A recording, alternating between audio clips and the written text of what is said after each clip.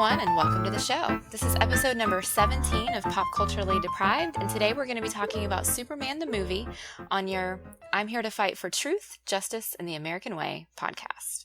I'm Mandy Kay. And I'm Matthew Vose. Mandy, it's just the two of us this week, so when you give me a fill-in on your week, have you taken in any other pop culture? I don't know how much of it can be, really qualified as pop culture, but I did do homework for the podcast, so I did get to watch Dead Poets Society for the first time, and you guys will hear about that a little bit later on another episode. And let's see, the Flash musical episode, you guys. I got to watch that this week, and it was pretty epic. Yeah. I mean, the plot was completely stupid, and I hated the story, but I grinned like an idiot the entire time I watched it. And, that just means it's really good. Yeah. I think, we shouldn't spoil anything, but there have been plot lines going on that could just keep rumbling in that annoying way CW shows do. And this episode just gets rid of them. And it just makes everything a lot nicer again. It did. Yeah. It really did. We could do with a lot more of these. Let Barry be Barry. And he should do more singing. Yes. Did you watch Glee? I did. Okay. I did. This was a little mini Glee reunion. And so you were aware of them from that previously? That Glee is the reason I had a hard time with the actress who plays Kara, because she was so meek and mousy on Glee. I could not picture her as a superhero. Okay. And I really struggled with that when the show started. But now I think she's perfect. So yeah, she's a really good Supergirl. And the other thing that I watched this week were the final episodes of Bones. The series finale was this week, and it made me very, very sad, even though I was very disappointed with the way they ended it. Oh, really? Just because you expect a series to go out with a bang, and this one didn't. It kind of just ended as, life goes on, and tomorrow is going to be the same for those characters as it was today. And those are my least favorite kinds of endings, because I want to know that my characters are good, and that these people that I've been invested in for the last 12 years are having the awesome life that I want them to have. And you just don't get that whenever they end it the same way they end every episode. Okay. So, what about you? Did you have any awesome pop culture experiences this week? I also got to watch the Flash and Supergirl crossover, which I was very happy about. I'm a huge fan of Crazy Ex-Girlfriend, and Rachel Bloom, who created and wrote and acted and everything for Crazy Ex-Girlfriend, wrote the Super Friends song. I didn't know that. She wrote that. She contacted the guys the showrunners for Flash, because Crazy Ex-Girlfriend's on CW as well. She contacted the showrunners for Flash saying, guys, you're doing a musical episode, I really want to come and help, please let me come and help, please let me come and help. They said, yeah, okay, of course. She used to write for Robot Chicken, so she's quite into this world already. So she got in touch with Tom Root, who's one of the, I think, co-founders and co-runners of Robot Chicken, and they wrote this song together. And it's a cute song. Wonderful. The Super Friend reference, do you know of the Hanna-Barbera Super Friend show? No. Okay. There is a show from the 70s, in fact, a series of shows from the 70s called Super Friends, and it's basically the Justice League done in the style of like Scooby-Doo. So it is Superman and Batman and Wonder Woman and Aquaman and so on. And so Super Friends is a phrase that's quite often used amongst like DC characters. Oh, see, so I didn't know that. Super Friend for it's such a, and that's why when he first sings the line, "I'm your super friend," she gives this laugh, and it's just perfect, because when you hear it again and again, you go, she's laughing to let us know it's okay to laugh at the joke. They know what they're doing. Okay. I thought it was just like a silly self-reference because they're superheroes and they're friends, so they're super friends. Yeah, it works on every level. That's pretty cool. Yeah. And I also started watching Jessica Jones, finally. Oh, that's so wonderful.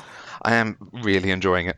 I knew about the villain reveal, that it was going to be, spoilers for Jessica Jones if no one's seen it, so skip forward a minute or two, that the villain's played by David Tennant. Okay, I know that you're completely and 100% anti-spoiler, but it was impossible not to know that before the show came out. Yeah, like, I have a Tumblr account, and I check Tumblr every day or two, so, I know a lot about Jessica Jones already.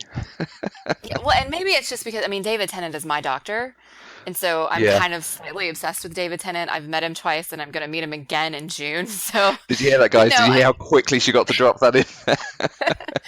and so maybe it's just because focus so much on David Tennant, but as soon as he got cast, like I knew, like I wasn't really interested in Jessica Jones until I knew he was going to be in it. And so I knew like from way pre-production that he Okay. was the villain. I had no idea who the villain was or what the villain did because I just Right. wasn't familiar with the world, but I knew he was going to play the bad guy. And like, I feel like it was impossible not to know that because it was everywhere. Okay. The amount that Luke Cage is in it surprised me. I didn't expect him to be such a major character so early on. And I'm only a few episodes in, so I don't know quite how that's going to play out, except like, hey, that guy's going to get his own series. Yeah, I still But yeah, haven't we watched that one we yet, don't so watch Doctor Who, so it was quite right. funny where my partner we were watching it, and she was like, "That guy sounds like David Tennant from Broadchurch." And I'm like, "Oh, I'm not going to say anything." And then yeah, 10 minutes later, she went, "Oh, no, it is him." She just thought it was someone who sounded like him doing an English accent. Yeah, well, I guess when you take the beard off and if you're not super familiar with him, he does look a little bit different when you clean him up and he's not so scruffy. Yeah. So, yeah. So Okay. so we've been watching lots of super shows.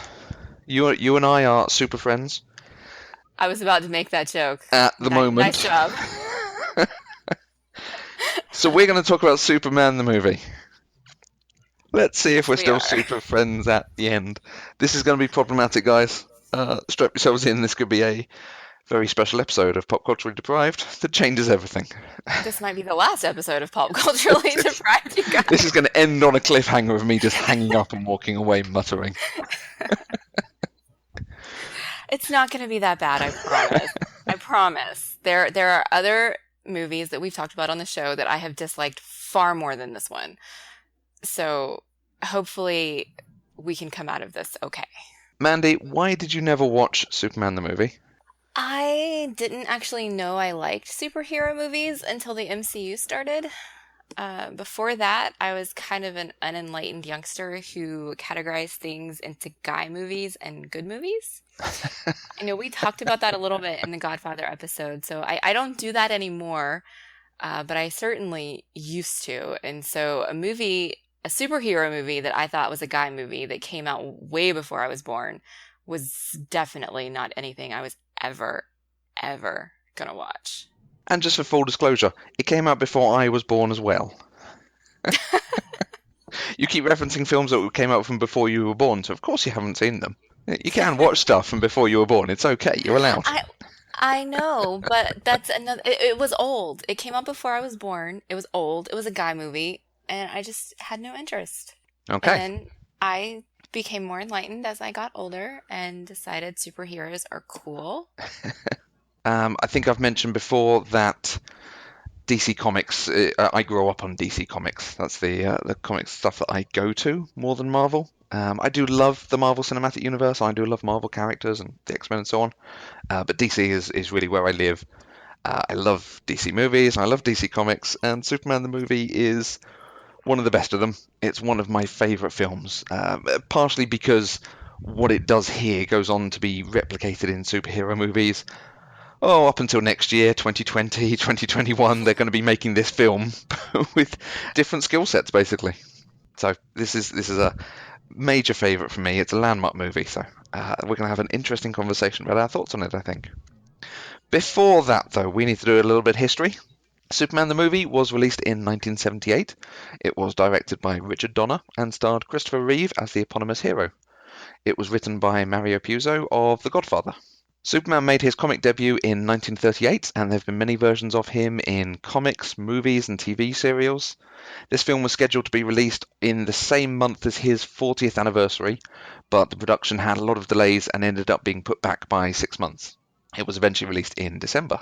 The film was actually going to be a dual production. They were filming Superman 1 and 2 at the same time, with the intention of ending on a cliffhanger and then releasing the sequel about a year later.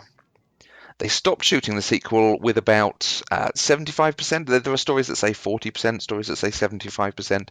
They had some of the sequel completed, but they then stopped filming that so they could focus on just finishing Superman 1 and actually delivering a completed film for the new release date in December. That was probably a good call. Yeah. If we ever, yeah, we can talk about this stuff for Superman 2 later, but yeah, that's it's fraught, that sequel. This film was followed by three direct sequels over the next 9 years. There was then the mid-sequel of Superman Returns in 2006, and Superman as a character was rebooted for 2013's Man of Steel, which was itself followed by Batman vs Superman: Dawn of Justice in 2016, and he's quite likely to be back on our screens this year in Justice League. At the time this was made, it was the most expensive film ever, and it would remain so until 1988's Who Framed Roger Rabbit. Now, that's partially because they were filming two films at once, so yes, it was going to be very expensive. And I think if you now look at the most expensive film, it's something like the last two Pirates of the Caribbean films or the Hobbit trilogy or something. So, yeah, they're going to be quite expensive. Superman the movie was a huge success, though. Only Grease made more money in 1978, and Grease was a summer film. Superman was released in December, so some of its total earnings actually came the following year, but it was still the second highest earner of 78. And by the time it finished being shown in cinemas, it had made it to the sixth highest grossing film of all time. It was nominated for three Academy Awards: Best Music, Best Sound Mixing, and Best Film Editing, and it was given the Special Achievement Academy Award for Visual Effects, the same award that they gave to films like Star Wars, Logan's Run, which they maybe should or shouldn't have done. I think Toy Story got the last one of those before special effects became a formal Oscar each year. And although Christopher Reeve played the titular hero, Superman, he did not get it the first or even the second billing for the film. Marlon Brando, playing his father Jor-El, was the big name in the movie, and he was followed by Gene Hackman as the villainous Lex Luthor. Both of them commanded significant salaries as actors of a high caliber. One of the stories I read was that Marlon Brando was paid a significant sum because they wanted to lend a certain amount of credibility to the film by having such a significant actor come in and play such a pivotal part, but not a big part in the film. Okay. So, Mandy, do you want to give us a brief synopsis of Superman the movie? Superman is exactly the movie that you think it's going to be. It's the origin story of Superman. This is the story where we find out who he is, where he came from, and why he ended up on Earth. And how did you watch this film? This is the first film in a while that we've done that's actually been on Netflix in the US. So, yay, Netflix. We've had a run of these actually, though. I watched this on Blu-ray. We've got a few of these to get through, I think. In fact, I own this on Blu-ray and DVD, I think, because I just haven't gotten rid of my DVD box set since I bought it on Blu-ray. It's like a 10-disc set because it's got 5 films, and Superman 1 and 2, it's got both versions of the film as well. So it's a very nice set. Mandy, what were your expectations for Superman the movie before you saw it? I really expected this to be a good movie that I would really enjoy, and I Hmm. expected it to be a movie that made sense. Hmm. Just fair. I think you can expect most movies to make sense. Yes, movies should make sense, unless it's like some weird abstract thing like being John Malkovich or something.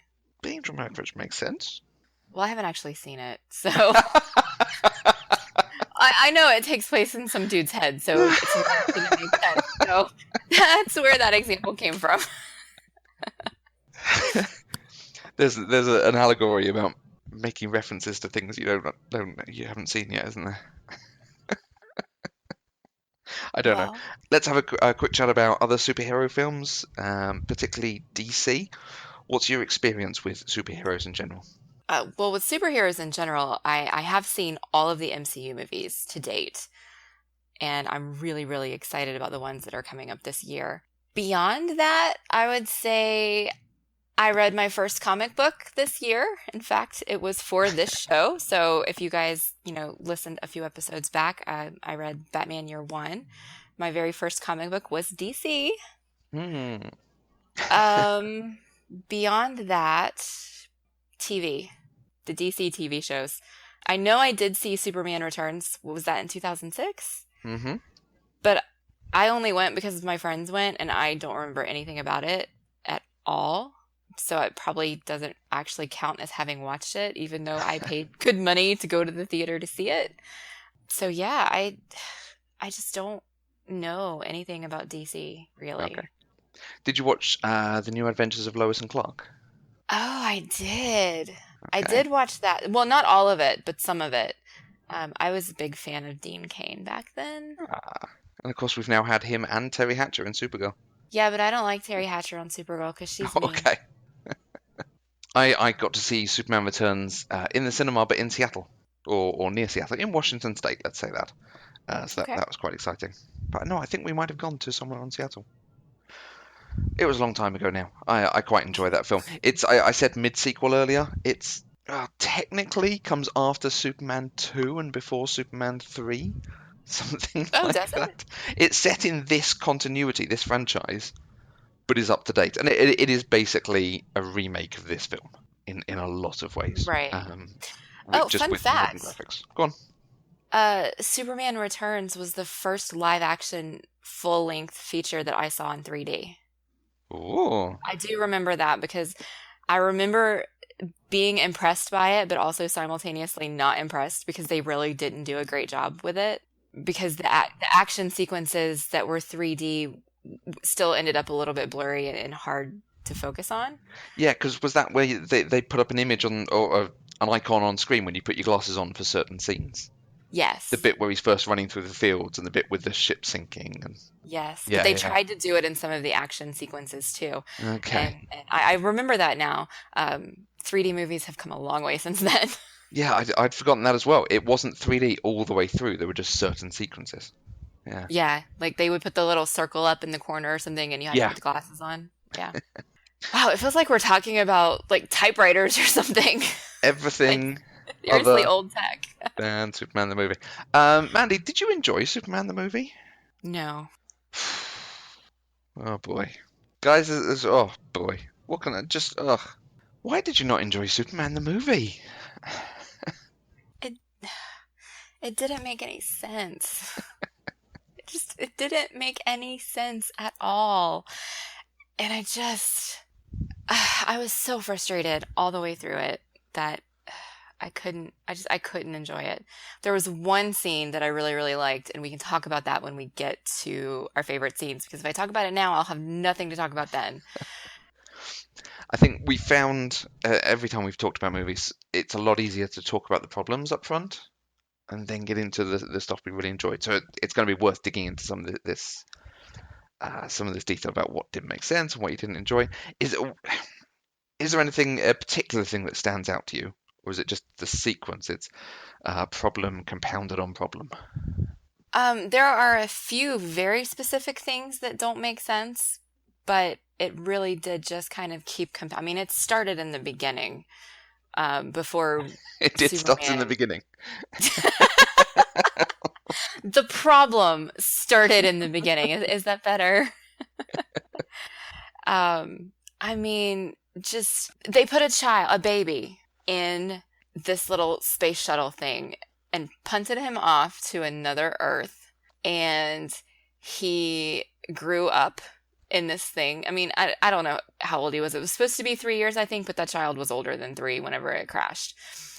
But he grew up, and I don't know how he had food or water or how he could live for 3 years in this pod, how he was supposed to understand language at that point because it was playing over, it was looped over the voice of Jor-El talking to him about what he's going to do on Earth and all the stuff that's going to happen.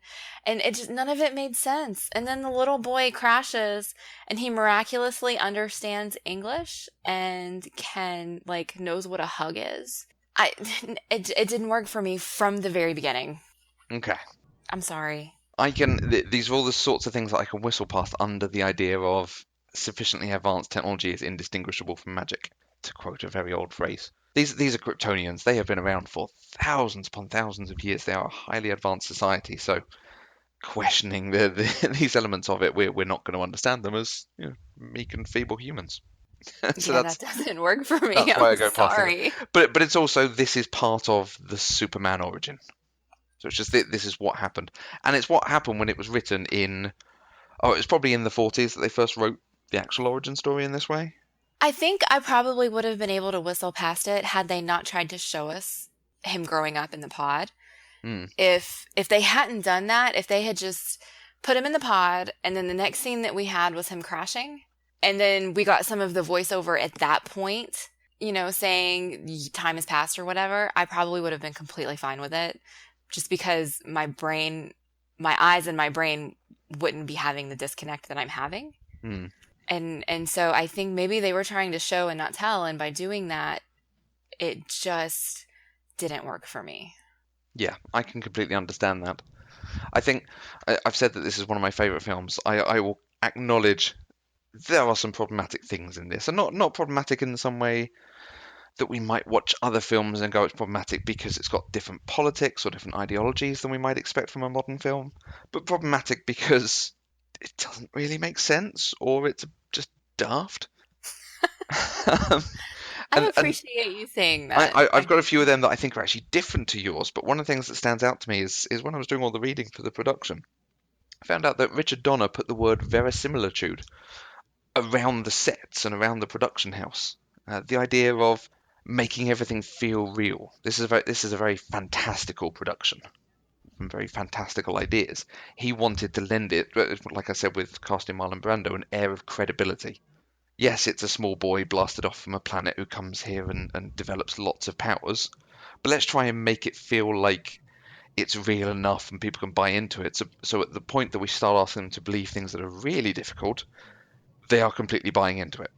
And part of me wonders if either seeing it as a much younger person, as I did, or seeing it in the 70s when this was a big spectacle. This was a big, big film. This did a lot of stuff that had not been done, certainly as well on cinema before this, if not at all, that it was much easier to buy into because of what you were being presented. maybe. You're probably right. This was really, I looked up the list of superhero movies to see where Superman fell on the list. Mm, And this was the only one. There were a handful before this one, but they were all ones that I wasn't familiar with. And so in that list, Superman was the first really well-known movie yeah. that has held up at least through till today. Hmm. And so that probably has a lot to do with it, I think, of why it was so well received. It just hasn't aged well, I think. Okay.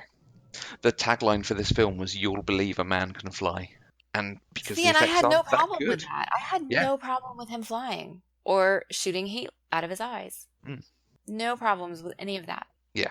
And we have become more sophisticated as people who consume media, not just you and me, we as the cultural we. Um, Right. when you compare, there's a terrific book out there called "Everything Bad Is Good for You" that talks about this in quite a lot of depth, and it compares even quality shows like Hill Street Blues, but you compare that to Sopranos, Wire, modern shows of a similar sort of idea. They're so much more complex now. There's so much more detail because we've learned how to understand them and how we want explanations for things and we want the background. At the time this was released, I don't think it was questioned in that way or was accepted that you didn't get answers for things. Okay. I can accept that. I think in its time, yeah, it would stand up. Now we expect a lot more from our films. And the fact that we come away from superhero films going, well, but they could have explained this better. They could have done this better.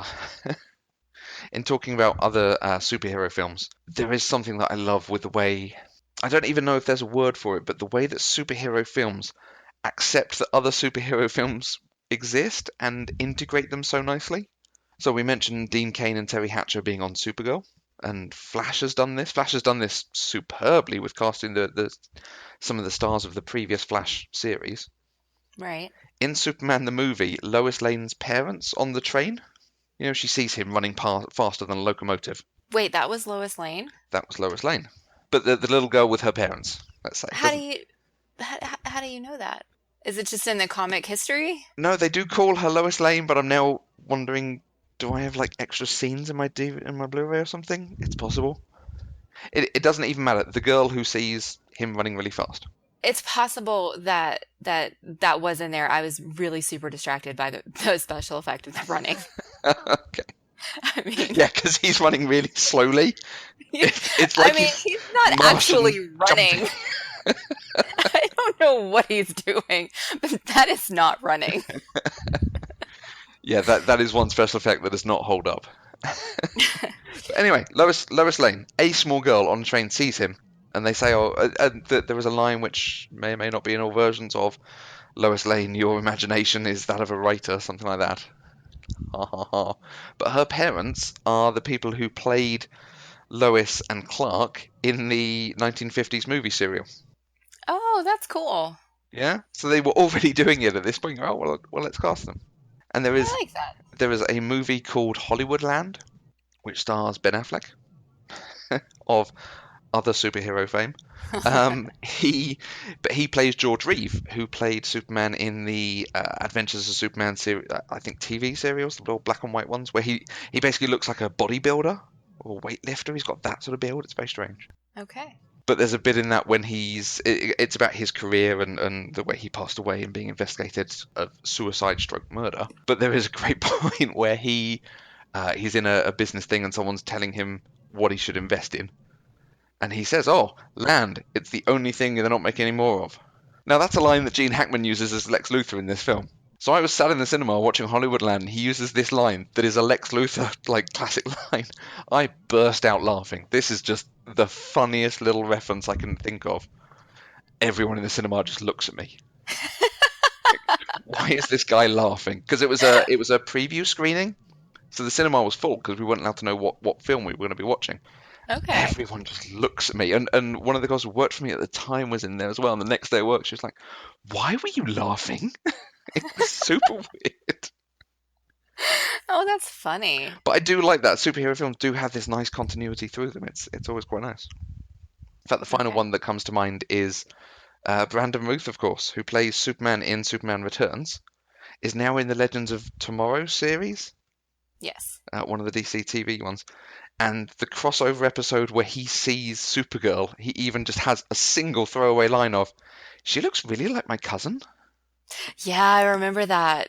I It's laughed at that one. amazing. Yeah, it's so subtle, but it rewards you for enjoying this stuff across all the medium. It does. I like it when shows know their audience and appreciate their audience like that. Yeah, I absolutely agree, and that's what Marvel have created a what are we 17 film strong series on so far, Oh, like is it that many, like really? something like that. But Captain America: Civil War must mean nothing to you if you haven't seen the other films. Like it must be Right. impenetrable. So Yeah. they've got the right thing going on there. We're spending a lot of time not discussing Superman the movie. We are. I'm afraid that I'm gonna like just really horribly upset you, honestly. No, I agree. This is. It's got problems. It's got bits that you just have to shake your head at and wonder why. For me, it's particularly Lex Luthor, and he's slightly different than we would normally expect. From the modern Luthor is usually a kind of Bill Gates, Steve Jobs owns a huge corporation, makes a huge amount of money, super genius. Right. But actually, at this time, he was generally some sort of just criminal who hated Superman. Well, he clearly did have a lot of money, but I guess he got it from his criminal activity. It's ill-gotten gains, yeah. But Otis and Eve Tessmacher, who Eve Tessmacher is what the new Cat Grant assistant is called in Supergirl. Another little Ah, reference. yeah, I Um, never picked up. I could not figure out what her name was because every time Lex said her name, he was shouting, and I Eve could not Tessmacher! understand. I could not understand the word that was coming out of his mouth, and Okay. so I was just like, "Sure, it's her." And you see, that's the joke of that's what Cat Grant does when she first turns up on Supergirl. Does she? Okay. Yeah, Yes. that would have flown Um, right past me. although Calista Flockhart's a bit different from Gene Hackman, of course. Yes. But the two of them are not good supports for a villain. Yeah, Otis is just bumbling, and Ned Beatty is a very good actor, but quite often this is the sort of role he goes to or is cast as. And you just don't understand why he's kept around when he messes things up and just can't be trusted. Is this the best sort of lackey hood that Lex Luthor can get? Yeah. I mean, honestly, Otis is loyal and Yeah, stupid. And I think when you're Lex Luthor, that's what you want because he's not gonna, he's, I don't know how to say what I'm trying to say. He's, Lex has all the power. mm, There's no chance that Otis will ever have power over Lex, and Lex wants power. And so for him to have lackeys like these two ensures that he is always, always going to be in control. And I think that's what matters to him. Yeah, that's a really nice read, actually. Some sort of insecurity of keeping lesser mortals around so that he knows he feels better, whereas someone who might challenge him might be more problematic. Yeah, Yeah. exactly. And that's perhaps why a modern Lex Luthor comes across so much better because they always write him with this confidence that he is the smartest man in the room. He has no worries of anyone else being superior over him. And one of the Right. reasons they give him for hating Superman is Superman does have power that he doesn't. Yeah, that makes sense. Okay. But basically, every scene that we go to them, Lex Luthor's good, the rest of them are terrible. Well, Well, no, Eve Tessmacher is not terrible. She's quite good. She does some funny stuff. She gives as good as she gets. But then the film treats her like a very attractive model would be treated in a 1970s film, sadly. yes. Yes. I did get really, really frustrated with the so-called CPR scene Oh, yeah. where Ugh. the man in charge made everybody turn around and not look while he sexually assaulted her, essentially. I think the line is a vigorous chest massage. Yes. Oh, come on. Is this the best we can do? In 1978, yes, it Yeah. was.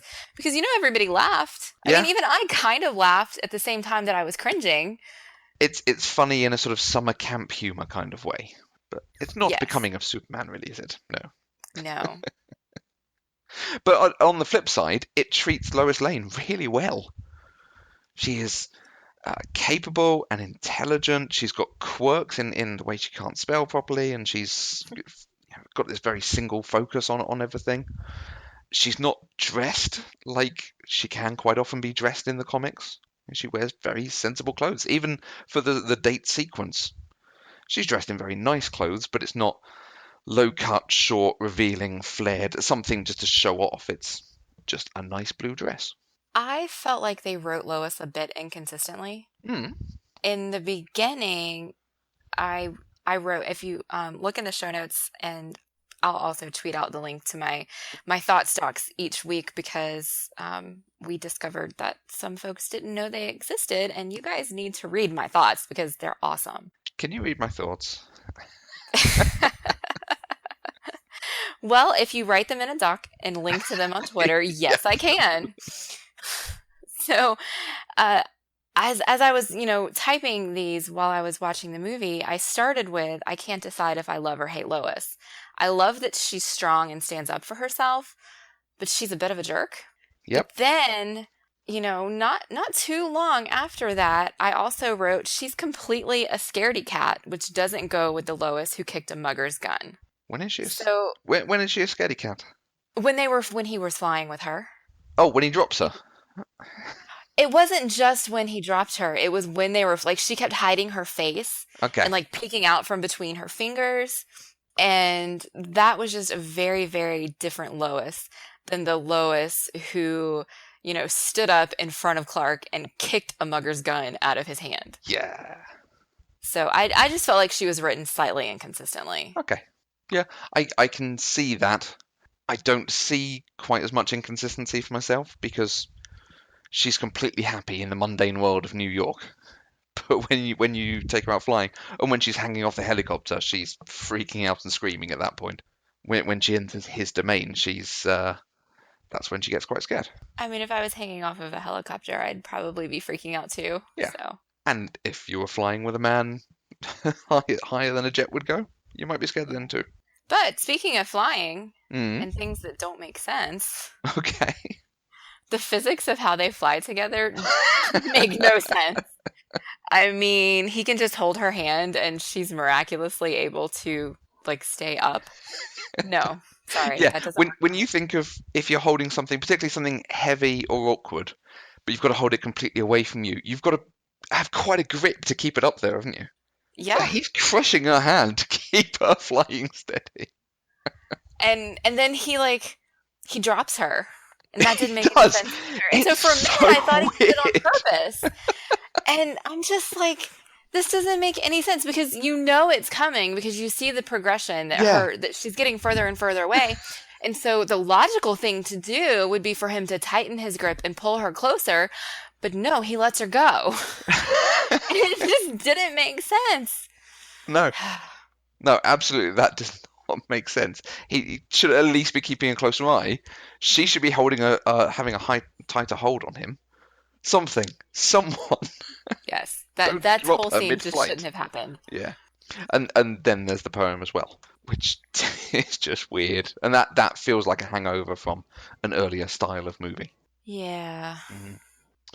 The if you had to push me to explain it, which I think you want to, there's supposed to be a thing about he.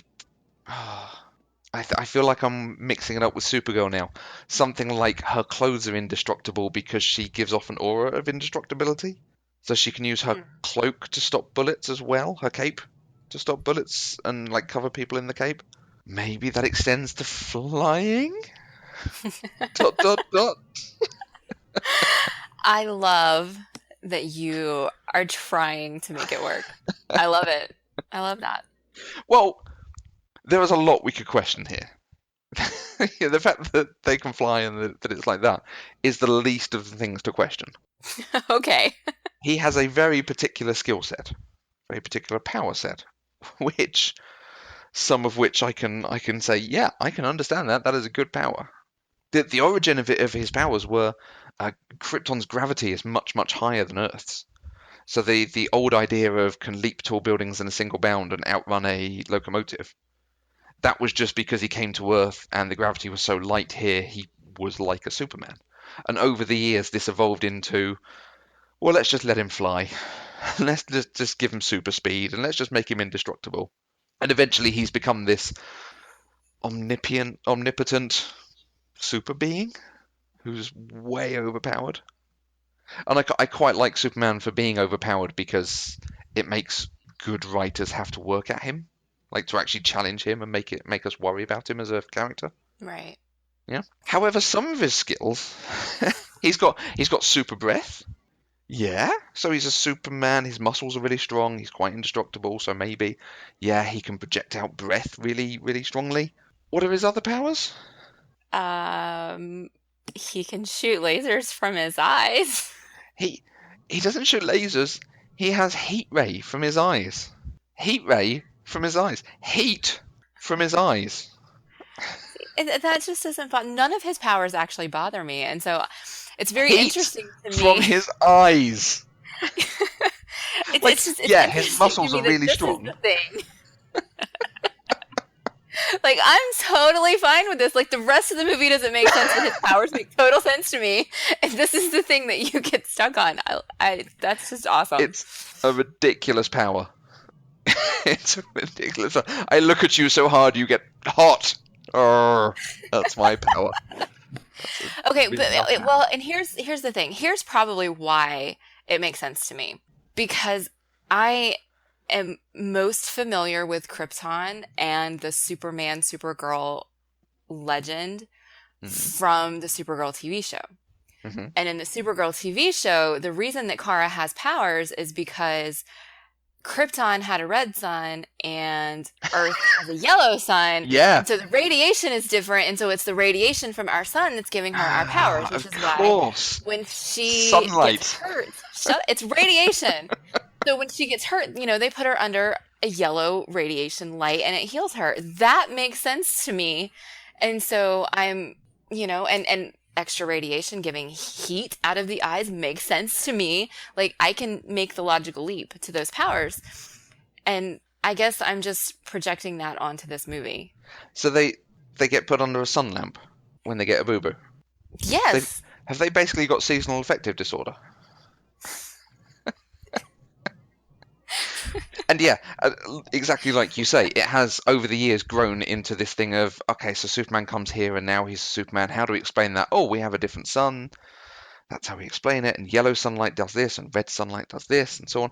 And yeah, in like I said at the beginning, something we don't understand, science we don't understand. Yeah, I can absolutely buy it. If I'm going to start questioning this film, though, there are things I'm going to question harder than they have a capsule that can keep a boy alive as he shoots through the galaxy. Like, Okay, well hey, heat you from want his my next eyes. question? Heat Go through his eyes is not one of my questions. on. It's It just should- not. So, can you please explain to me Go on. I'm just going to kind of go through this progression. I'm not going to read it exactly out. But Okay. when Clark decides he has to leave, he has miraculously found the green crystal that was in the pod with him. I don't know. I guess it's like speaking to him or calling him. I Hmm. don't know. They don't really explain any of this stuff. It's He finds the radiation. crystal. Radiation from the green crystal. He finds the crystal, and then he miraculously knows that he has to fly to like Antarctica or something. And then he just happens to know that if he throws this crystal in just the right spot, the Fortress of Solitude is going to magically come into existence. And then the Fortress of Solitude is actually something that Jor-El made, who has somehow now been dead for thousands of years. And it just doesn't make sense. Like, I don't know. It doesn't, none of it makes sense. The thousands of years bit, fine. He flew across the universe, several galaxies. Yeah, it probably has been thousands of years. But it was only 3 Earth years for him. Like, no. In If the it was pod, thousands of, sorry, no. in the cryostasis of the pod, maybe it was. If he was in cryostasis, he wouldn't have grown, and he did. Oh, but he might do. No, that's not how it Their works. cryostasis, cryptostasis. Cryptostasis. Okay. Yeah. Jor-El is an AI, but again, a very sophisticated AI who has been pre-programmed with lots of Jor-El's knowledge and wisdom. Oh, no, I understand that part. Yeah. But okay, first of all, How did he understand? how did he know where to go? How did the Fortress of Solitude even get there? Like, was it built? I couldn't figure this out. Like, did Jor-El somehow put it on the Earth himself, or was it actually somehow created by that green crystal when the green crystal fell through the snow? Is that what created it? Like, it Yes. didn't make sense. Yeah, it was grown from the green crystal, and he knew to take it because it was his Patronus that told him how to get there. Narrative imperative, I think, is probably all we can say. There is probably a good comic with reasoning, and he heard visions or heard his father speaking to him. Okay, but then how did Jor-El But- know where it was going to be if he's never been to this planet? Well, but perhaps it was just looking for a completely isolated area Okay, that I'll buy humans do that. not visit, something along those lines. I'll buy that. The comic version of the Fortress of Solitude, I absolutely love. It has this giant gold door that can be opened. In fact, it's not gold; it's some indestructible metal. It can be opened by a giant key made of what's the thing called in Legends of Tomorrow? Dark star, dwarf metal, something. I don't know. Super dense metal element atom thing. Yeah, dwarf star. they did that. Dwarf They star. did That's that it. in the show in Supergirl. Yes. They did that. Oh, with the giant key Yeah. that only she can lift. And then, Yes. but the key, if you look at the key from above, it just looks like an airplane air route pointer to show pilots the way. Oh. So it's actually it's out in the open, but it's still disguised. Is the point? So it's an isolated area, and people just think it's showing them the way home. So what I'm hearing is that I really need to just go read the comics because they make more sense than the movie. Yeah, the recent ones, and there are some really good Superman origin comics out there. So Okay. this might be a nice point to segue into superhero origins. Okay, let's do it. I love a good origin story, and like I said before, this is the origin of origin stories, almost. How does this rate for you when you compare it to particularly the other big films we've seen in the MCU? The origin of Doctor Strange, of Iron Man, of Captain America, and other things like Batman. I can tell you that this particular origin story is at the very, very bottom of the barrel. Really? Oh, yeah. Because it doesn't make sense. Okay. Parts of it do. Like, if they had found a way, or if I was from the 70s and was just so excited that this thing even existed that I could whistle past everything, then it would have been fine. But it just... I question too much of it for me to believe it. Okay. Like, I cannot suspend my disbelief for this story. Okay. I'm not referring to the movie. I mean just the story of comes to Earth, learns humility from his parents, learns to understand his powers and so on. The story rather than the content. Okay. Oh, no. Does that Okay. make sense? So, yeah. No, that makes total sense. And I think, okay, if I separate it out from this movie and just Superman's origin story where his parents send him away, he shows up at Earth, he gets adopted, grows up and all that stuff, I think it's fine. I think it's a little bit boring, Okay. but I mean most superheroes are boring until the day they put on the suit, right? Hmm. And so I think I don't know. I guess looking at it that way, they're all kind of the same. You didn't like that answer either. No, I do. It's a really interesting phrase you've used there with putting on the suit, because he is Kal-El of Krypton, who can fly and shoot heat out of his eyes. He puts on a suit to pretend to be a human. He does, but he doesn't ever use his powers to help people until after he gets the Superman suit in the Fortress of Solitude. So Mm, to me, that is when he becomes Superman. And this is Superman's origin story, not Clark Kent's origin story. And so those years where Clark was raised on the farm, yes, he had special powers, but he had to hide them. The most he did was run faster than the train so that he could show up that douchey Brad dude. yeah. It wasn't until he learned from the image of his father the extent of his powers that he finally decided that maybe he could do something good. Does that make sense? Yeah. And when he finally goes to the city, he starts doing these things and he gets all prideful at his father. A little. I do have a question about that, though. One of Hmm. my thoughts, I was wondering, the first thing that we see him do, and as far as I can tell, time is funky in this movie, but as far as I Yeah. can tell, the first time that Superman shows up to save somebody is when it's Lois in the helicopter. And the camera did a shot of her hat falling, and that's what Clark noticed. Mm. And so I honestly wonder if it hadn't been Lois up there, would he have stepped up to save them? Because it read very much to me like the reason that he decided to, change into his suit and fly up there was because it was Lois. You have to say yes, he would, because he's the giant Boy Scout. But yeah, the fact it's Lois does help give us incentive to enjoy it and want him to go and save it, rather than it just being some random thing happens and he has to go and help. Okay. I think my comment there about he puts on a suit to become Clark Kent because he is Superman. A lot of listeners are probably saying, "Well, Matthew, you've stolen that idea." I have. It's from Kill Bill Part 2. And again, the titular Bill. He has a terrific speech where he talks about how he loves comics. And he says Batman is actually Bruce Wayne, Spider-Man is actually Peter Parker. When the character wakes up in the morning, he's Peter Parker. He has to put on a costume to become Spider-Man. And in that characteristics, Superman stands alone. Superman doesn't become Superman. He was born Superman. His alter ego is Clark Kent, and he puts on the glasses and the business suit as a costume to blend in with us. Okay. That's Now, true. I love that point. I think that's a really nice, insightful point, the sort of thing you expect from Tarantino. And the origin story is almost split in two at that point. You have all the farm stuff where you see him learning about his powers, but also learning to be Clark Kent, be with his family. And then you have the Fortress of Solitude stuff where I think Jarell even has a line along the lines of, "Together we will understand what it is to be on this world and to be the light in the dark." Hmm. The bit with Jonathan Kent giving him this speech about you were put on this you were put on this world for a reason. I can't remember the exact line, but it's something like you were put on this world for a reason, and it's not to score touchdowns. Right. Clark then races him up the driveway, goes to pet the dog, and the father exerts himself too much and has a heart attack and passes away at that point. And it's incredibly touching, and for me, it makes this one of the great origin stories because he realizes that, as he says, even with all these powers, I couldn't save him.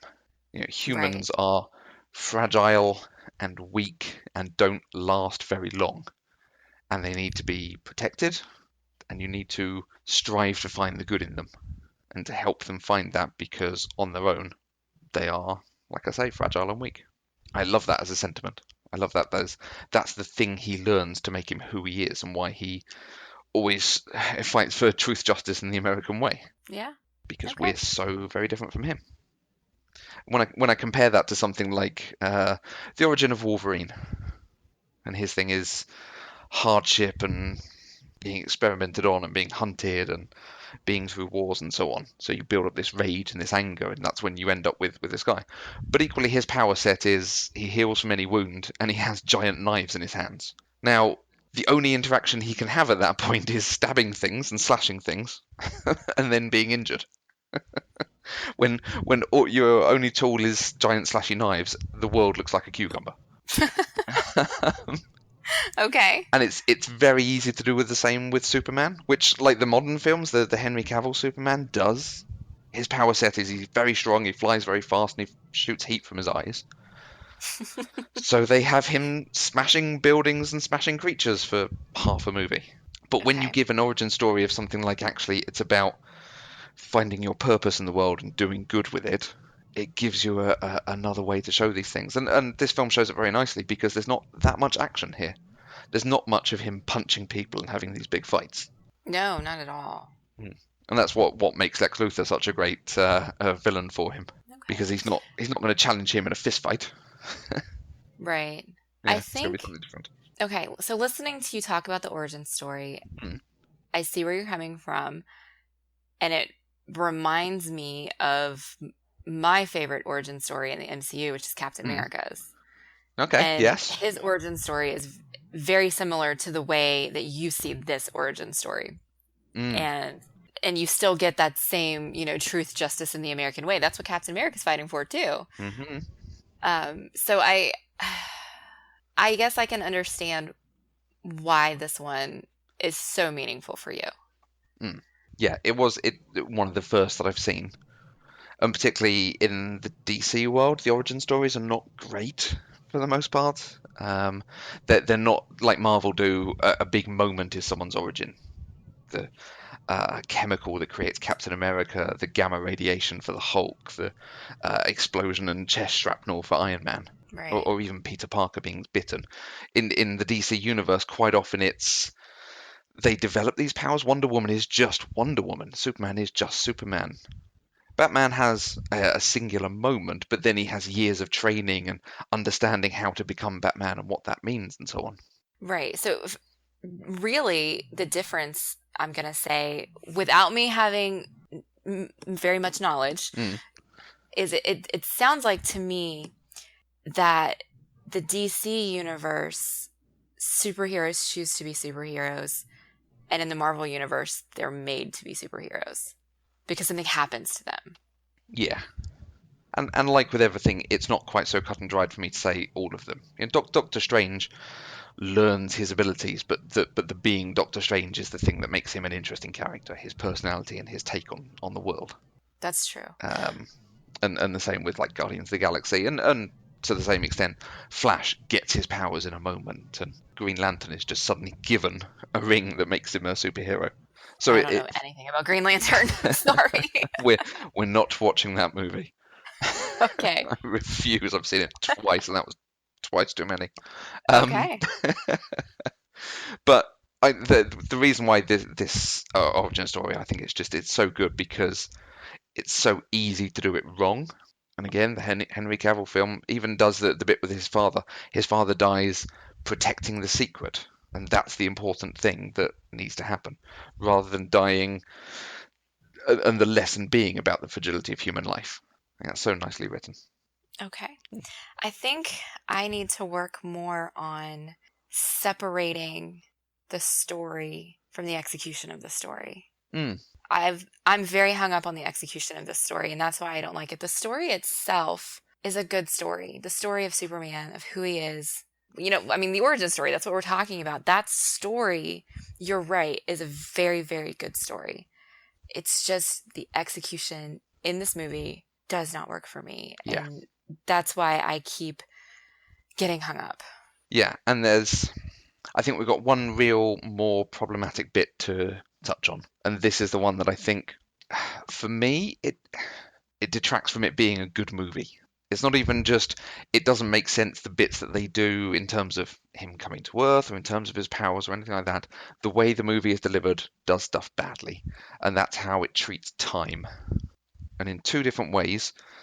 There's a very big way it treats time at the end that I think we'll come to in a minute. Ugh, But just as it goes through, you've mentioned already he seems to age as he comes to Earth, and then his father makes reference of you've been on Earth for 12 years, I think, but now it's thousands of years since I died. right? And it almost implies that the crystal calls out to him and he goes away the day after his father's funeral. And I don't think it's meant to be. It's meant to be sometime later, maybe his 18th Yeah. birthday or something. But it I don't really know. There, does feel like next scene he's going away. it did. Mm. And I mean, I wrote that in my notes that it didn't make sense because he's hugging her at the funeral, and then he's going into the very next scene, he's going into the barn, and in Mm. the very next scene, you see his mom watching him out the window, and then she walks out to the field, and he says, "I have to leave." Yeah. And all of that happened in the span of like 1 minute. Mm. And there are no visual cues whatsoever. Like, I was actually half expecting that when she walked up to him in the field, that it was gonna be Christopher Reeve standing there and not the younger version. Mm. And if they had done that and then he decided he had to leave, that would have made more sense to me. Yeah. And they didn't do that. They made the chunk of the time passage be while he was at the Fortress of Solitude. And so it frustrated me. Yeah. I completely agree. It would be so easy to do that better, even just by flashing up 18 months later at the bottom. Or something in the design, in the look of them, but there's not enough there to make you think. And perhaps there is. Perhaps if you pay a bit more attention to the car looks more decrepit, or Clark Kent is styled to look older or something. But none of it lands for me. Right. None of it feels that. And there's other sequences in the film that do this. When he finally becomes Superman in Metropolis, and he stops the random jewel thief who already has the jewels but is climbing up the building. Um, and then, Right. then when he picks up a boat and he puts a boat in a street, which is just reckless, um, that potentially is over days, weeks, months, but it's implied to be all in one day, and then he goes back to the Fortress of Solitude, and Jor-El tells him off. Right.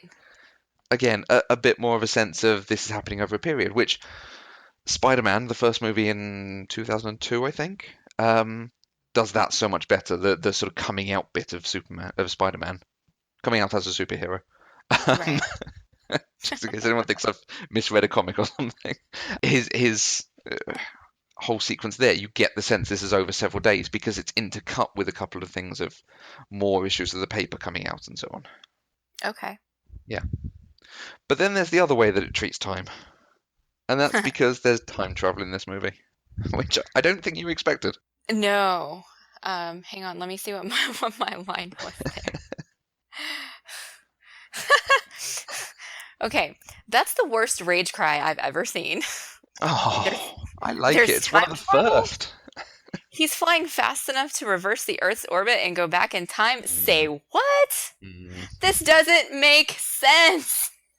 I mean, I was typing really fast here because I was just floored at what I was watching on the screen. It now, okay, we talked, Mm. and you attempted to explain some of this Yeah, to me, and what you explained makes sense, but it doesn't match with what my eyes saw no, on the but screen. yeah, So he's out there doing all these great things to save people. He goes and somehow single-handedly fixes the fault line and stops all the earthquakes, and then he goes and he can't save the dam from breaking, but he causes that big rock slide so hmm that there's a barrier there for all of the water to save all the people in the valley. the And water as it then rushes through the weird miniature village, which yes, is a miniature village. That's not a great model. no, it's not a great model, but it was the 70s. And then he hears, Lois gasping her last breaths and Oh, everything. And so he flies to the car and pulls her out and doesn't even try to revive her. I'm like, come on, man, do some CPR, do something. Just stand there and cry and he has rage. super Is what breath. he He might did. pop her. He could have tried. I'm just saying. And then he gets so upset. He flies really, really, really, really fast in the wrong way around the Earth to make the Earth spin backwards, to turn back time so that all of a sudden the Back in time is time, back before time. all of this destruction happens. And he immediately goes to pull Lois's car out. And then all of a sudden, Jimmy Olsen is there and everybody's happy. And so this doesn't make sense to me Okay. because it just, if he's doing that, then none of the other things that he did before happened, which means all of those people he just saved died again. Okay. I'm going to try, but first, you are absolutely right. The film presents that the Earth spins backwards, which goes back in time. It doesn't. If the planet started spinning the opposite way, the world would be leveled. Like huge earthquakes all across the globe, no building left standing, tsunamis, whole. Oh, terrible. But that's what the movie presents as happening. Well, see, and What that's fine. That, I mean, I understood what they were trying to do there, and that's fine. what they're actually doing. So time travel. Sometimes you get scientific. The H.G. Wells, a device that sends you through time or something. But for the most part, when we talk about time travel in fiction, as opposed to when we talk about time travel in non-fiction, when we talk about time travel in fiction, we talk about time travel in speed, because potentially nothing can go faster than the speed of light. So if you can go faster than the speed of light, does that mean you're going through time because you're going before things have happened, because things only happen when you perceive them through light, potentially. So 88 miles per hour, going faster than the speed force, doing a slingshot around the sun. These are all typical ways that movies present us with doing time travel. That's what Superman needs to do. Superman needs to go really, really, really fast, and he can go back in time. You've watched The Flash. That's how The Flash does it, yeah? Yes. Okay. Particle accelerators are circular because it's the fastest way to build up something, the speed of something, by sending it in a revolution again and again and again and again, like they do in The Flash. So he does that using the planet's gravity to give him that momentum as he's swinging around it. And eventually he goes fast enough, and Superman of post-Lois death, goes back in time. And he perceives going back in time as the Earth spinning backwards, the water going back in the dam, the earthquake not happening, Lois coming back to life. So what we're seeing on screen is, in theory, what he can see, but we're not in his POV, so it doesn't really make sense. No, I But think you're just grasping at no, straws. this is yeah, maybe. He goes back in time. The world hasn't shifted. He has just gone back in time, so he's perceived the world as spinning backwards. He then comes down and lands and saves Lois, because the missile is still going to hit, and the Superman of that past time period is still there and still goes and holds up the San Andreas fault to stop the earthquake, helps the train across the thing, but then doesn't fix the track or tell anyone about the track, but he saves that one train. He then goes and stops the dam, and then goes back in time, even though Lois is still alive, so maybe he becomes a time remnant and disappears. Right. Well, see, that doesn't But make that's sense why either. he doesn't need to go and do the other That's just stuff. big paradox. It doesn't make sense. No. And again, Either way you look at it, it doesn't make sense. we are more sophisticated in what we're asking our media to do. And we're more used to time travel stories and the idea of, hang on, if you're going to do that, that then means this. But So was the audience of 1978 just not supposed to ask those questions? yeah, Was it just supposed to be relief that he saved her and that's the end of it? yeah, it was better than anything else they were seeing at the time. The other big film that year was Grease, and she gets a guy by putting on some tight jeans. They weren't jeans. I don't even care. I'm really sorry, but and smoking. I'm just She gonna say becomes one of the cool kids. Grease is a far superior movie to Superman. I'm just gonna say that very emphatically. Okay, okay. Love what you love. Love what you love. Love what you love. Love what you love. Yes. Same Can to you. we take a moment to appreciate the earthquake and Lois dying sequence though? On Twitter, a couple of friends commented on this particularly.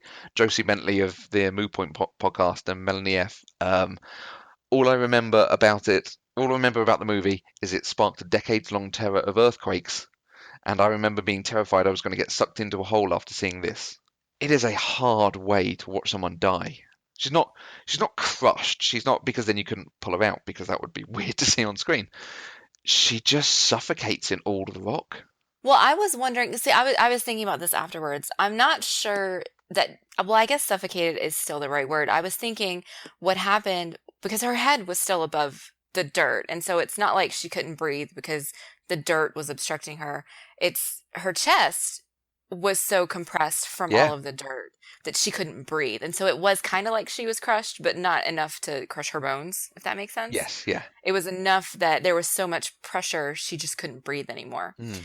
And that's terrifying. Yeah. Like I It. was watching that scene and at first, honestly, I didn't think she was going to, I had no idea that it was going to go down the way that it did. I was Yeah. just like, okay, he's going to come save her. And so I was just kind of watching it kind of clinically and analytically and just like, thinking, wow, that's going to really suck. If I was going to die, that's not the way I would want to die. Thinking she's not going to die. And then she did. And it was horrifying. Mm. Even for 2017, it would be quite a step to actually kill Lois Lane. Although, if they want to kill Amy Adams in those films, I have no problem with it because she's terrible. I can't weigh in on that because I haven't seen them. Don't. But generally speaking, I love Amy Adams. So, She's not a good Lois Lane. yeah, well, But yeah, so it's a with bold this move. point, it was, and I had no idea how he was going to undo it. That's why I was yelling at the screen for him to do CPR because that was the only way that I could think of that she would not be dead. This whole time travel thing was just not even anywhere on my radar. And yeah, it just wasn't what I expected. And this is the origin of one of the kind of learning points for cinema, for the way when I watch cinema. When there is a big event of some sort, usually cities destroyed, planets destroyed, something, massive destruction. I usually look at that and go, okay, someone's going to wave a wand, someone's going to travel through time, someone's going to do something. Because it's been done so much now that it doesn't stick. It very rarely sticks at the very least. Right. And this is the origin of some of that. You get used to this idea of, oh, they've done something quite ballsy there, but he's going to time travel and save her. So okay. Which is why Right. when they don't time travel, particularly in films where they have time travel, and I've got one very specific movie coming to mind at the moment, the J.J. Abrams Star Trek movie, which if you've not seen it, there's about to be a spoiler for that. They destroy Vulcan. Like, I was Right. watching this film going, okay, they've got a time travel machine, they're going to go back in time by the end of it and save Vulcan. Okay, it'll all be fine, I don't need to care. And then by the end, they Nope. hadn't. The Vulcans are now intergalactic refugees. Yep. And that's something. Making that sort of thing stick really works. But you've made me think, what would it be like in 1978 to watch and see Lois Lane die in an established story where you know what happens between Lois Lane and Clark Kent? Yeah, that's a really good move. That's some bold storytelling. You're right. I like it. Okay. So we've talked a lot about the movie and more of its bad points than its good points. Okay. I won't say bad points, problematic points. Yeah. What is your favorite part of this movie? Is there one standout line or scene that just makes you happy? The way they deal with the father, I really like. But I've talked a lot about that. The introduction of Clark Kent is just wonderful. And this is, if I'm going to go back to Superman Returns, this is why I think Brandon Routh got the part, because he's not a great Superman. He's a great Clark Kent, though. And that's the secret to playing Superman well, is doing some of this stuff. And Hmm. Christopher Reeve turns up and he's clumsy. He can't open a bottle. I mean, he's Superman and he can't open a bottle. Lois bangs it and he opens it and it sprays all over his crotch. That's good comedy. Right there. It was, and I didn't even, when I was watching this, it didn't even occur to me. And it's stupid. It really is because I had just seen him being this confident, capable teenager. Mm. It didn't really occur to me how much of this was an act. Hmm. Like, I was thinking, wow, he really is just this bumbling man-child, essentially. And then you get that scene after he's done the interview with Lois and he flies off and then shows up at her door as Clark. And he comes in and he's waiting for her to get her sweater or something. And you just see physically that transformation. Oh. Like, I didn't even realize that he was slouching as Clark Kent until I saw him stand up. And, I mean, that's not a practical effect. That's not a special effect. That is Christopher Reeve Yeah. acting the hell out of the character. And that is the only moment in the movie that I actually really loved because it was fantastic. Yeah, it is. It is incredible when you hear the two pitches of his voice. When he Hmm. takes the glasses off and he decides he's going to tell you, he goes, "So, Lois, I need to tell you, and he can't go through with it. Puts the glasses back on. So I was really worried about this thing, but I decided I wasn't going to be worried. And even just in his voice, he changes the intonation. But the square set of the shoulders, of the jaw, the stance that he has. It's even more pronounced when he is actually Superman or Clark because the parting is on a different side, and Superman has the spit curl as well. Right. But even just the way he stands, yeah, he's two different characters. Yeah, absolutely. And it's really quite funny. There was I'm going to go off into a comics tangent now. There was a comic in the same month this actually ended up coming out called The Master Mesmerizer of Metropolis. I'm not saying that again. And he goes to the Daily Planet and there's a thing threatening Metropolis. And he is Clark Kent, but everyone turns around and says, "Hey, you need to become Superman and go and save it." And he realizes that everyone knows who he is.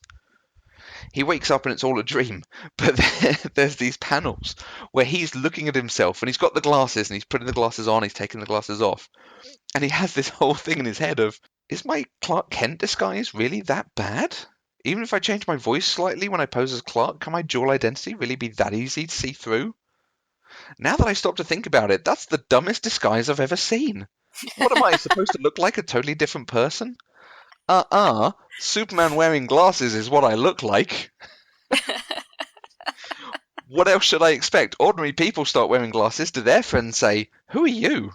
No, they say, "Oh, you got glasses." Right.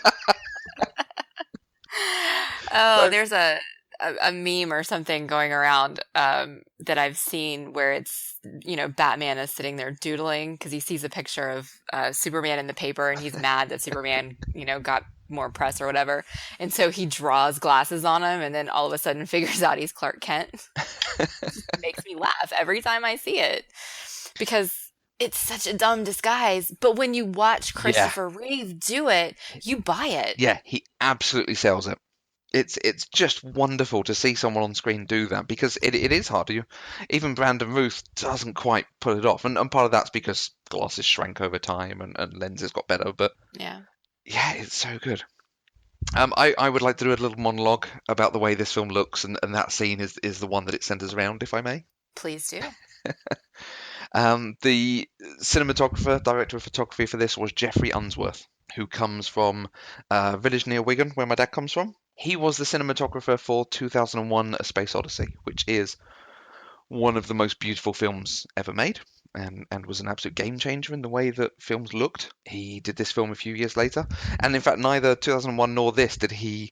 I don't even think he got nominated for the Academy Award for Visuals for cinematography, which is an absolute travesty.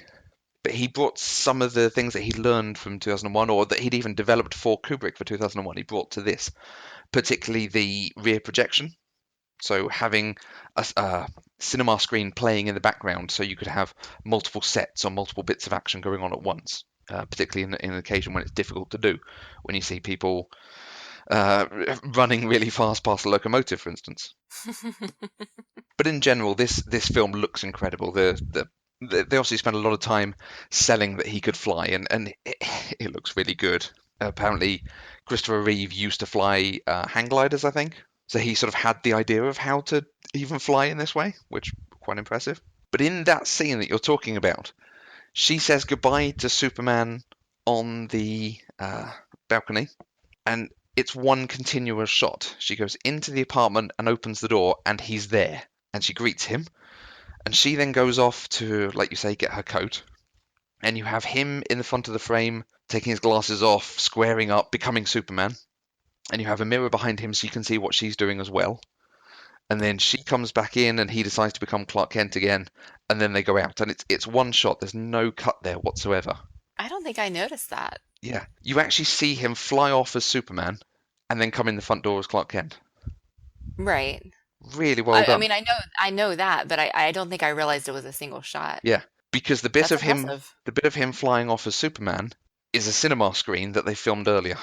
So she's acting to a shot of him flying off, but he's already Huh. there. It's done so nicely, but you don't pick up on it. In the same way that No. when you do see, particularly, those driving scenes and they're in a car and they're waving the steering wheel around because actors don't know how to drive, but you can Right. see everything going past them in the background. That always stands out. You always go, okay, I can see exactly what's happening there. But it's done so effectively in this film. This is a very well shot film, and like I said before, sets the standard for superheroes even now in how they do a lot of this stuff. Okay. For me, the great bits are particularly where he's Clark Kent. That whole bit of where he says, "Can you send half my paycheck to this address?" And she goes, "Oh, don't tell me." He sends money to his grey-haired old mother, and his response is just, "Well, actually, she's got silver hair." Yeah. Oh, it's lovely. And the line, what's her line back to him? Are there any more like you at home? Right. We know she's single. We know she's interested in a man, but she's not interested in him. Oh, I don't think I quite read it that way, but okay. No? No, no. Because You think she's it's flirting with very Clark? clear that she's interested in him.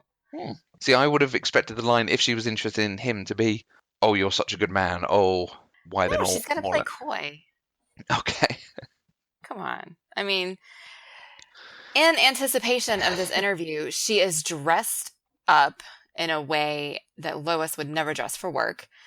She set up this little wine thing on her Yeah. balcony. She's trying to pull off some game there. It's not really Oh, yeah. working because Clark, I mean, Superman is and Clark both are, a little bit naive and innocent there.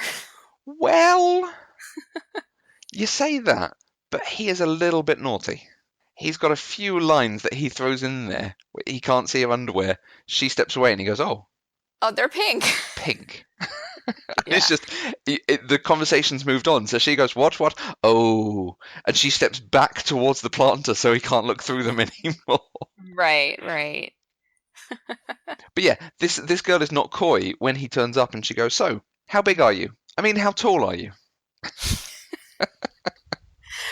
You're right, but she still is. I mean, because she's not gonna just come right out and say that she's interested in him, and so she's got to say, "Are there any more like you?" It's just it's it makes sense to me. Okay, that's all that matters is that it makes sense to me. Okay. "Oh, do you like pink?" That's her line back to him. Again, she goes on with the conversation of it, and then she goes, "Do you like pink?" I don't think I picked up on that. Yeah. That's funny. When he's trying to tell her how to spell Krypton, and she just comes out with it. She's like, it again, a really nice way of showing it's on her mind. Right. Yeah. Okay. Yeah, that whole scene is just, it's really lovely. It's so well done because, like you say, he's not naive, but he is a very nice gentleman Boy Scout type, but a little flirty. Well, he is there to fight for truth, justice, and the American way. He is indeed. There are two things that I would like to bring up that we haven't talked about yet, Go for it. if that's okay. Huh? We haven't talked about Perry White at all, No. and he had one really great line. Did he? He did. Okay. What was Perry White? Jackie Cooper, again, a heavyweight actor.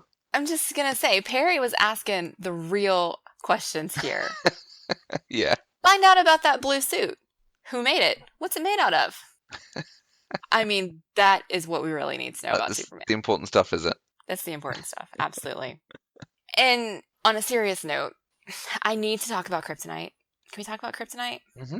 Kryptonite makes no sense in this movie. And I don't know if this is what Kryptonite actually is in the normal world, although I'll be honest, they sort of referenced it this way in this week's Supergirl too. And it threw me for a loop because it doesn't make sense. Quick pause. Quick pause. I haven't seen this week's Supergirl because I'm a week behind you. I understand. I'm not going to spoil. Just before you start going, hey, they did this whole thing. No, Alex it was died. a throwaway It was line. weird. Yeah. Kara, Mon-El, all of them win. They're all dead. Show's Oh, over. Mon-El Sorry. win. Big threesome.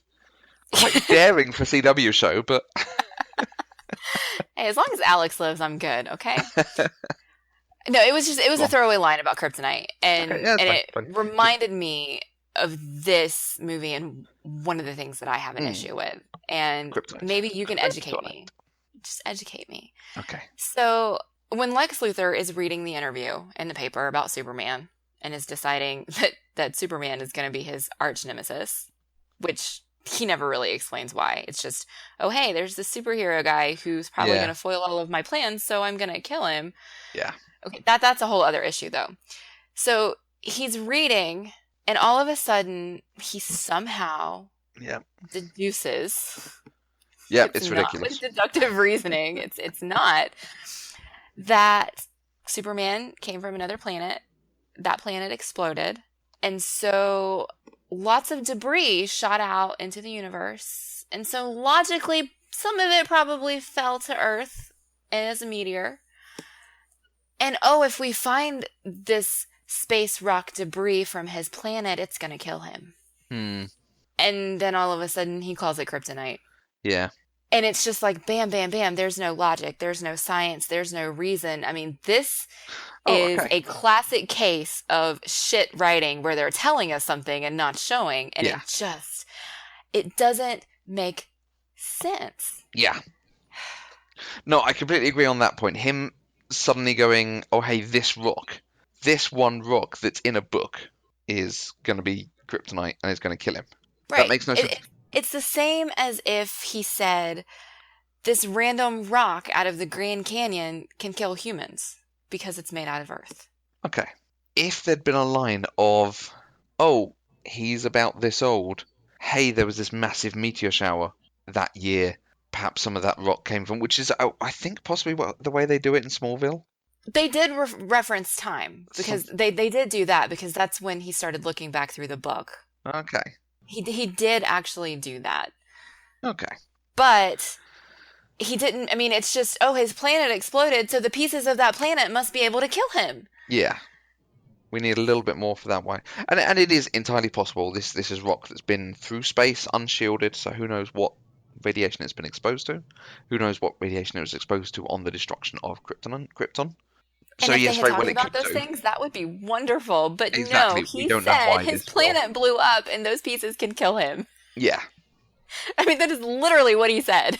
Yeah. It's a leap. And again, it's a leap that we would expect to be filled in now, or we'd be calling it out and saying this film doesn't make sense.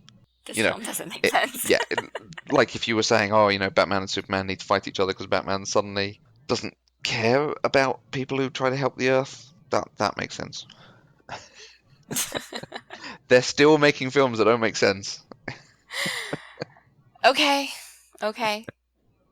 I will concede. I just needed to vent and get Yeah. that off my chest. So And that's all. that's the sort of thing. When I say that some of the stuff with Lex Luthor and his crew are not very good, that is part of it. It would be simple to have another line or two there to explain it. Yes. Another line or two Pseudoscience. would have That's all it gone needs. a long way. Although it probably would have been more helpful if he had like a friend who was a scientist who had Yeah. done the extra line. But you know what? I would have whistled past it. But I just needed a little something extra there. Yeah. That's all. They get the rock because they want to find out more about him, and then they find out somehow it's going to kill him. Right. Yeah. The science of it's supposed to be a thing that like you were saying, radiation is the source of his power. This is a thing that sucks that radiation from him, so that's why it drains him and potentially kills him. Huh. That's See, supposed now to- if they had said that, Yeah. then I could have bought it. Oh, this sucks yellow sun radiation. And he said in that interview, the yellow sun sustains him. Oh, hey, I've got an idea. I've Yeah. got an idea, lads. You've not seen The Italian Job, have you? I have not. Okay. Sorry. Okay. Whoosh. Right over my Yeah. head. Okay. So I have gotten off my chest all of the things that I wanted to talk about. Okay. So is there anything else that you want to talk about with Superman? Normally at this point, I'd be asking you, do you want to see sequels? Do you want to see the next ones? That becomes a more problematic conversation with this film because there's a couple of different versions of this film. Wait, there's a couple of Yes. different versions of this film? There's the version that you watched, which was about 2.5 hours. It was 2 hours and 33 minutes. There we go. There's a version that's like 3 and a bit hours long. Holy crap. That has loads of weird stuff added to it. The family who made this, the Salkins, they struck a deal with ABC to show this on TV. And as part of that deal, they would be paid per minute of the film that was shown. So they recut this to be over 3 hours long and, That's some damn chicanery. and gave ABC a much longer version of the film to show. ABC had to show it over 2 nights with a cliffhanger as Lois is falling from the helicopter. Wow. That is some That chicanery. They are renowned for their chicanery. They were sued by Richard Donner, the director, Marlon Brando, I think Gene Hackman. They replaced Richard Donner on the filming of the rest of the sequel with Richard Lester, who'd followed Richard Donner around for part of it for them anyway. They cut Margot Kidder out of the third one and Gene Hackman out of the second one because they said bad things about them. wow, that is awful. The Salkins are really terrible human beings in real life. Yeah, they were not. That's terrible. It's I mean, really hard to say they're not doing a good people, disservice. but yeah. They're doing a disservice to the actors. They're doing a disservice to the fans, and it's all for money. And I don't like that. Now I don't want to watch any more of their movies. Well, so they'd made part of Superman 2, and they returned with Richard Lester to film the rest of Superman 2, but he has a much more comedic take on things. So it's a slightly different feeling film at time. There's bits of Superman 2 that I absolutely adore. I said earlier I'm on Tumblr. My Tumblr is named after a line from Superman 2 because there are some really great things in there, but there's some really weird choices and things that went on. So it's a bit of a mixed film. But there is then the Richard Donner cut, which in the 2000s, I think Warner Brothers, got Richard Donner to come and basically complete his film by using some of the cut footage, some of the stuff Lester had shot. I think there's even bits where they use screen tests and cut that in as some of the random pieces. Okay. So if I say to you, oh, yeah, we should watch Superman 2 because Superman 2, and it is a good film, I would recommend watching it. It's difficult because I'm not sure you want to sit through 2 versions of Superman 2. And then because you're such a completionist, you might want to watch Superman 3 and 4. And I don't really want to inflict that on you. I don't want to watch Superman 2, so I don't think we have any issues here. Yeah. I feel like I'm kind of done with Superman now until we get to the Henry Cavill version. Okay. Oh, I'm good to watch that one. We could return for Superman Returns. I do enjoy that. It has some really lovely points to it. Kevin Spacey is terrific. He's everything Gene Hackman is without the silliness. Right. Yeah. And, well, that's true. I guess based on the rules of what we've already established, if I don't remember a movie, it's fair game for the podcast. And I don't remember Superman Returns, other than it was the first feature-length live-action 3D movie that I saw. So we could do a mini-cast on it. Yeah. None of our episodes are mini-casts. So. No. Sorry, you guys. We know we're running a little bit long. So Superman 2, the basic plot is a bomb is sent. Superman sends a bomb into space. It cracks the Phantom Zone, and Zod comes down to wreak his revenge on the son of Jor-El. That's the basic plot of it. Okay. Zod, Terrence Stamp, who Marlon Brando sends to the Phantom Zone at the beginning of Superman 1. So the original... Okay, quick diversion into alternate versions then. The original idea was that there were 2 missiles, one going to Hackensack, New Jersey, one going towards the San Andreas Fault. Superman would stop one, I think the one going to Hackensack, but send it into space, and it would crack the Phantom Zone. And the other one, he would not stop, but he'd be able to rescue everyone. The film would end, everyone's happy, but Zod is flying towards Earth. Film 2, Zod comes down, takes over Earth, and there's destruction, horribleness. Lois discovers that Clark is Superman, or Superman is Clark, and there's lots of other stuff that happens, but in the end he turns back time to be able to stop Zod right at the beginning of the adventure, and that's where the time turning back thing happens. It happens much further into it when he has had a relationship with Lois, so it makes more sense to do that. But because they weren't sure they were going to get to make the sequel, they took all the, in inverted commas, good ideas and put them into Superman 1.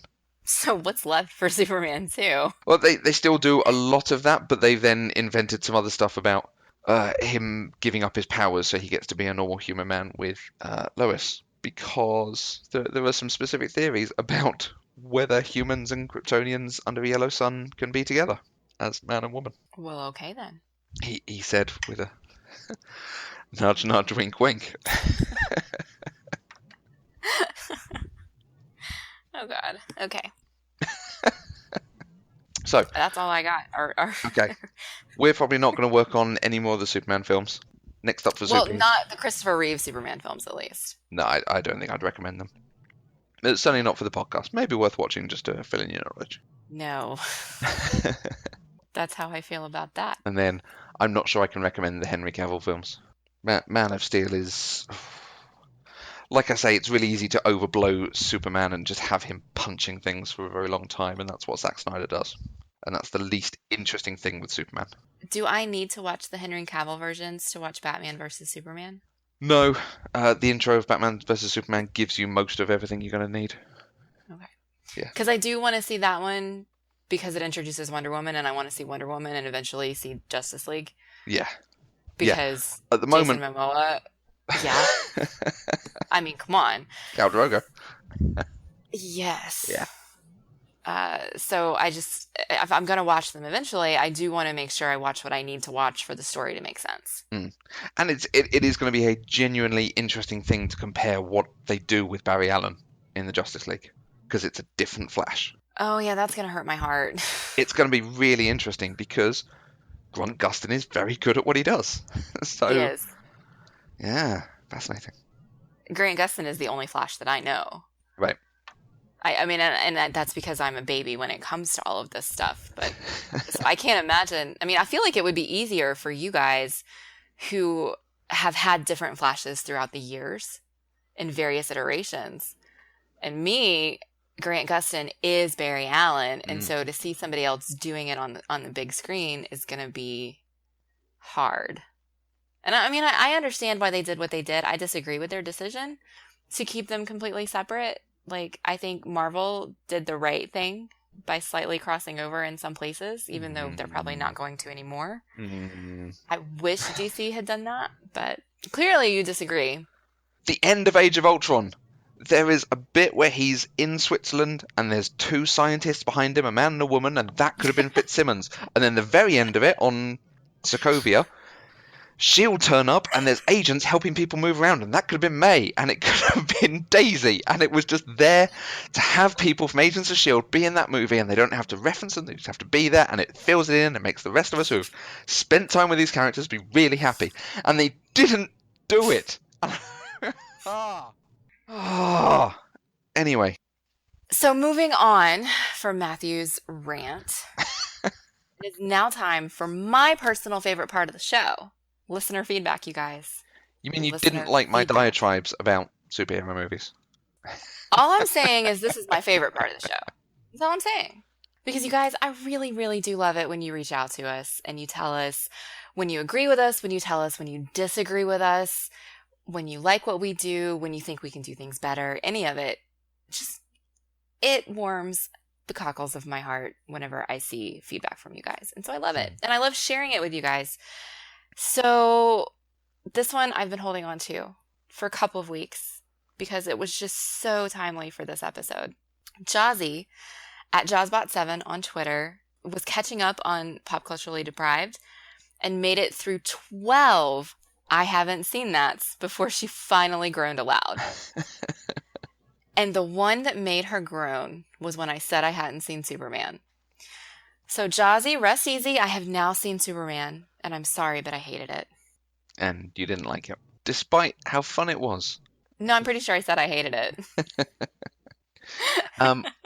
We also had an email from my mum in response to a comment on the Godfather podcast. She said, I'm halfway through the Godfather podcast, but thought you might be interested to know that a spree is a period of time, not a number of activities. She signs it off as English teacher retired, which is playing down English teacher, head teacher, chair of heads association.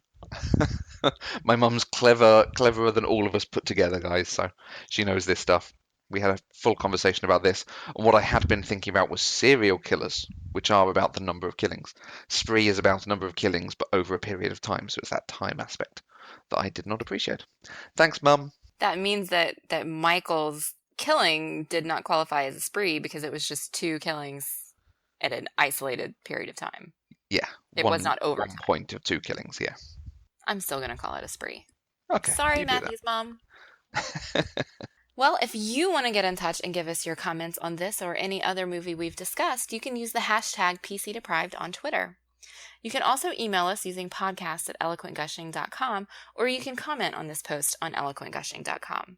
You can also find each of us on Twitter. I'm at Mandy K. And I'm at Matthew Bose. Please also remember to rate and review us on iTunes. It's absolutely the best way to help people discover the show. I say that every time, and someone actually said to me, like, why rating and reviewing? It helps us go on the new and noteworthy lists, so it helps people identify when they're searching, because people don't often search for a category, but they go down that list. So if we get up there, it helps people find us, and it helps more people listen, more people give us feedback, more interesting topics of conversation. If you do leave a review for us, please let us know. We'd love to say thank you, and we'd love to know who's leaving some of these really exciting comments that we're seeing. Yes, some of you guys leave reviews on iTunes with names that we're familiar with, and some of you don't. Or, maybe it was one of our listeners who we don't actually personally interact with, which would be awesome. If it was you, thank you. But if you know us, tell us. Let us know. Even if you don't know us, you have our Twitter. So please tell us. We would love to say thank you. We'll be back next week with another episode of Pop Culturally Deprived, where we'll talk about Dead Poets Society. Until next time, I'm Mandy K. And I don't know who you are, just a friend from another star. Pop Culturally Deprived is an Eloquent Gushing production. For more information, visit eloquentgushing.com or find us on Twitter at eloquentgushing.